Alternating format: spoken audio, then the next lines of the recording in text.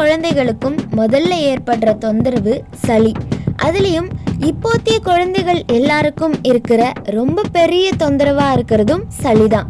இந்த சளி எங்கிருந்து உருவாகுது? குழந்தை பிறந்து 1 வருஷத்துக்கு எங்கேயும் வெளியில எடுத்துட்டு போக கூடாது அப்படின்னு நம்ம முன்னோர்கள் சொல்லுவாங்க.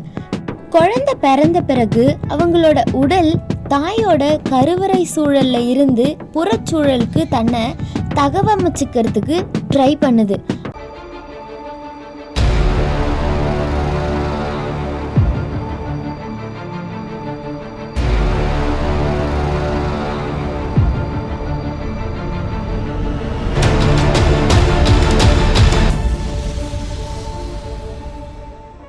வெல்கம் டு அலமாரி கதைகள். குழந்தைங்களோட தேவையை பொறுத்து என்ன விதமான உணவுகளை கொடுக்கலாம் அப்படிங்கிறத போன வீடியோவில் பார்த்தோம். குழந்தைகளுக்கு ஏற்படுற ஆரம்ப கால தொந்தரவுகள் பற்றி தெரிஞ்சுக்கிறதுக்கு வீடியோவை கடைசி வரைக்கும் பாருங்க. எல்லா குழந்தைகளுக்கும் முதல்ல ஏற்படுற தொந்தரவு சளி. அதுலேயும் இப்போத்திய குழந்தைகள் எல்லாருக்கும் இருக்கிற ரொம்ப பெரிய தொந்தரவா இருக்கிறதும் சளி தான். இந்த சளி எங்கிருந்து உருவாகுது? குழந்தை பிறந்து 1 வருஷத்துக்கு எங்கேயும் வெளியில எடுத்துட்டு போக கூடாது அப்படின்னு நம்ம முன்னோர்கள் சொல்லுவாங்க. குழந்தை பிறந்த பிறகு அவங்களோட உடல் தாயோட கருவறை சூழல்ல இருந்து புறச்சூழலுக்கு தன்னை தகவமைச்சுக்கிறதுக்கு ட்ரை பண்ணுது. அப்படி உடலோட முயற்சியில உருவாகிற இயற்கையான கழிவு தான் சளி. பல குழந்தைகளுக்கு உடனடியா புறச்சூழல், அதாவது வெளியில இருக்கிற என்விரான்மெண்ட் சீக்கிரமா செட் ஆயிடும். ஆனா சில குழந்தைகள் வெளியில இருக்கிற என்விரான்மெண்ட்டுக்கு பழகிறதுக்கு நிறையவே சிரமப்படுவாங்க. அப்படி சிரமம் ஏற்படுற அந்த உடல்ல தான் சளி உருவாகுது. சில குழந்தைகள் முழுசா புறச்சூழலோட ஒத்து போறதுக்கு பல மாசம் கூட ஆகுது. நம்மளுடைய அன்றாட வேலைகளோட சேர்ந்து குழந்தைகளுக்கு வழங்கப்படுற உணவு, நீர் இதோட சேர்த்து அவங்களோட உடல் பழகிறதுக்கும் அதை கிரகிச்சுக்கிறதுக்கும் இந்த கால இடைவெளி அப்படிங்கிறது தேவைப்படுது. உதாரணமாக நம்ம வீட்டு சூழலில் வளர்கிற குழந்தை முதல்ல நம்ம வீட்டோட வெப்பநிலை, வெளிப்புற சூழலுக்கு ஒத்துப்போக பழகிறது. இந்த மாதிரி குழந்தையோட உடல் தன்னை தகவமைச்சுக்கிறதுக்கு ரெடி ஆயிட்டு இருக்கும் போதே குழந்தைய வெளியில கூட்டிட்டு போறது, மற்றவங்க வீட்டுங்களுக்கு தூக்கிட்டு போறது, பருவநிலை மாறுபாடு இருக்கிற ஊர்களுக்கு பயணம் செய்யறது மாதிரியான விஷயங்களை நம்ம பண்ணோம் அப்படின்னா குழந்தையோட உடல்ல இன்னும் சிரமங்கள் தோன்ற ஆரம்பிக்கும். ஒரே விதமான புறச்சூழல்ல தகவமைப்பு அப்படிங்கிற ஒன்று நடந்த பின்னாடி குழந்தையோட ஒத்துப்போகிற தன்மை முழுமையடையுது. அப்புறம் எப்படிப்பட்ட பயணத்தையும் அது தாங்குற தன்மையோட வளருது. குழந்தையோட ஒத்துப்போகிற தன்மையில் பாதிப்பு வந்துடும் அப்படிங்கிறதுக்காக தான் குறைஞ்சபட்சம் 6 மாதத்துக்கு குழந்தைங்கள வெளியில் எடுத்துகிட்டு போகக்கூடாது அப்படின்னு சொல்கிறாங்க. ஆனால் இந்த நடைமுறையை நாம் நவீன காலம் அப்படிங்கிற பேரில் ஃபாலோ பண்ணுறதில்ல. மாறுபட்ட சூழல்களோட ஒத்து போக முடியாத குழந்தைங்களோட உடல்ல சளி உருவாகுது. இதுதான் சளிக்கான முதல் காரணம். அடுத்தது உணவு. குழந்தையோட தேவையை உணர்ந்து தாய்ப்பாலோ இல்ல மற்ற உணவுகளையோ கொடுக்கணும். பசி இல்லாத போதோ இல்ல தேவையில்லாத போதோ நம்ம குழந்தைகளுக்கு உணவு கொடுக்கும் போது சளி உருவாகுது. நம்மளோட உடல்ல எப்பெல்லாம் தேவையில்லாத விஷயங்கள் உள்ள போதோ அப்பெல்லாம் கழிவா அதை வெளியேற்றுறதுக்கு சளி உருவாகும். இது தவிர சளி உருவாகிறதுக்கான முக்கிய காரணமா இன்றைய காலத்துல இருக்கிற குழந்தைங்களுக்கு நாம பயன்படுத்துற டைப்பர்ஸ். இரவுகள்ல குழந்தை சிறுநீர் இல்ல மலம் கழிச்சா அதோட தூக்கமும் நம்மளோட தூக்கமும் பாதிக்கப்படக்கூடாது அப்படின்னு நினச்சி டயப்பர்களை நாம் பயன்படுத்துகிறோம். சில நேரங்களில் பகல் நேரத்துலேயும் கூட டயப்பர்களை கட்டி விட்டுடுறோம். நம்ம டிவியில் டைப்பர் விளம்பரங்கள் எல்லாம் பார்ப்போம்ல, அந்த விளம்பரங்களில் என்ன சொல்கிறாங்க?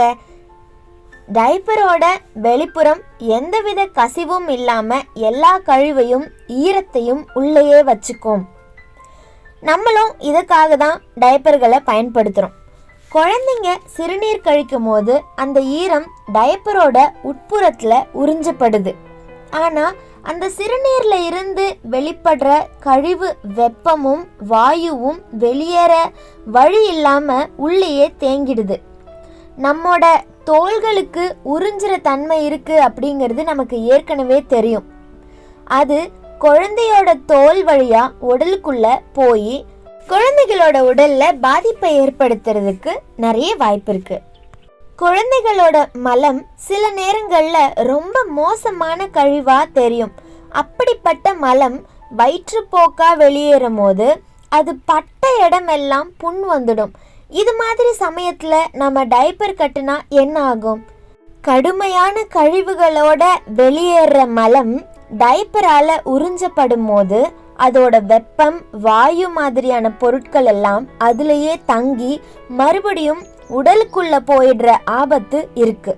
இப்படி கழிவுகள்ல இருந்து வெளிப்படுற வாயுக்களால குழந்தைக்கு சளி உருவாகிற வாய்ப்பு ரொம்ப அதிகமா இருக்கு. விலங்குகளோட மலத்துல இருந்தே சாண எரிவாயு தயாரிக்கும் போது குழந்தைகளோட கழிவுல இருந்து வாயு வெளியாகிறது அவ்வளோ பெரிய ஆச்சரியமான விஷயம் கிடையாது. நம்மளோட பாட்டிமார்கள் குழந்தையோட கழிவு வெளியேற்றத்துக்கு ஏன் துணிகளை பயன்படுத்தினாங்க அப்படின்னு தெரியுமா? துணியோட வெளிப்புறம் காற்று வந்து போற அளவுக்கு துளைகள் இருக்கிறதுனாலையும் கழிவுகள்ல இருந்து வெளிப்படுற வெப்பம் வாயு மாதிரியான பொருட்கள் எல்லாம் வெளியேறிடும் அப்படிங்கிறதுனாலையும் தான். குழந்தைகளுக்கு டயப்பர்களால சளி மட்டும் உருவாகிறது கிடையாது. இன்னொரு ரொம்ப பெரிய முக்கியமான பிரச்சனையும் இருக்கு. குழந்தை பிறந்து சில நாட்கள்ல இருந்தே தன்னுடைய சிறுநீர் மற்றும் மலம் கழிக்கிற உணர்வுகளை வெளிப்படுத்த துவங்கிரும். அதை நம்ம சரியா புரிஞ்சுக்கிட்டோம்னா குழந்தை சிறுநீர் இல்லைன்னா மலம் கழிக்கிறதுக்கு கொஞ்ச நேரத்துக்கு முன்னாடியே நம்மளால தெரிஞ்சுக்க முடியும். குழந்தைங்களோட உணர்வும் வெளிப்பாடும் அவ்வளவு நுண்ணியதா இருக்கும். இப்படி இருக்கிற குழந்தைய டயப்பர்களை கட்டி அது வெளிப்படுற உணர்வை நாம மழுங்கடிச்சிடுறோம்.